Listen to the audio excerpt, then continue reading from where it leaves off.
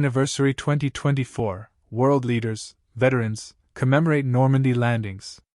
Omaha Beach, France, June 6. U.S. President Joe Biden made an impassioned call for the defense of freedom and democracy at the 80th anniversary of the D-Day landings in Normandy on Thursday, urging Western powers to stay the course with Ukraine and not surrender to Russian tyranny.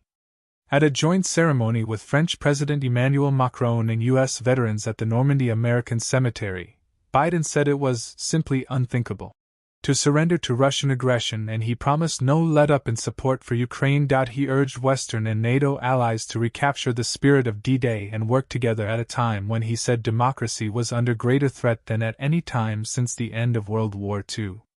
Isolationism was not the answer 80 years ago and is not the answer today, Biden said in his speech.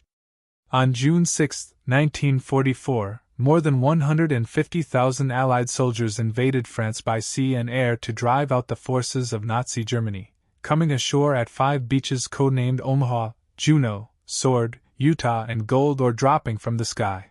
With the numbers of veterans fast dwindling, many are aged 100 or more. This is likely to be the last major ceremony in Normandy honoring them in their presence. Biden said it was the highest honor to salute the assembled U.S. veterans, some huddled in warm blankets, turning to tell them, "God love ya. The men who fought here became heroes," he said. "They knew beyond any doubt there are things that are worth fighting and dying for." Veterans, around 200 of whom were present, have been the stars of commemorations throughout the week. As veterans arrived at an international commemoration at Omaha Beach on Thursday, world leaders applauded each of them as they were pushed past them on wheelchairs, some of them smiling proudly and saluting. Some leaders, including Ukrainian President Volodymyr Zelensky and Dutch Prime Minister Mark Rutte, kneeled to be at the same level as the veterans in wheelchairs as they exchanged a few words. With war raging in Ukraine on Europe's borders, the anniversary of this turning point in World War II carries special resonance. It also takes place in a year of many elections, including for the European Parliament this week and in the U.S. in November. Critics fear former President Donald Trump, who will go head-to-head with Biden in the election, would reduce U.S. support for Ukraine. Zelensky and his wife Alina Zelenska received an ovation when they arrived at the Omaha Beach ceremony as World War II bombers flew overhead. Zelensky hugged Macron and talked with many of the heads of state present.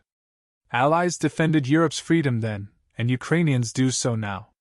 Unity prevailed then, and true unity can prevail today, Zelensky said on the social media platform X. Macron echoed Biden's comments, also making a link between Ukraine and D-Day. "Thank you to the Ukrainian people for their courage, for their love of freedom. We are here and we will not weaken," Macron said at Omaha Beach to applause from other world leaders.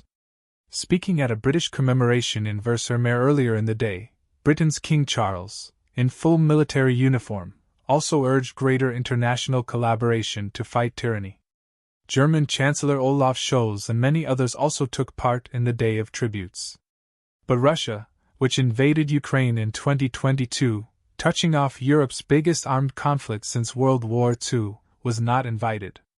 In a speech, however, Macron paid tribute to the contribution of the Red Army and soldiers across the Soviet Union to the defeat of Nazi Germany. Leaders were set to adopt a declaration saying democracy was once more under threat in Europe and promising to defend freedom and democracy, two sources said. Thousands of service personnel from Britain, the United States, Canada, and other nations were killed, as well as their German foes and thousands of civilians across Normandy. At the U.S. ceremony in Isolationism, where row after row of white marble crosses, some with names, some unmarked, showed the toll of the invasion, Macron awarded the Légion d'honneur to U.S. veterans, many sporting caps that read, "World War II veteran. You are back here today at home, if I may say." Macron told the 180 American World War II veterans, including 33 D-Day veterans, saying France would not forget their sacrifice.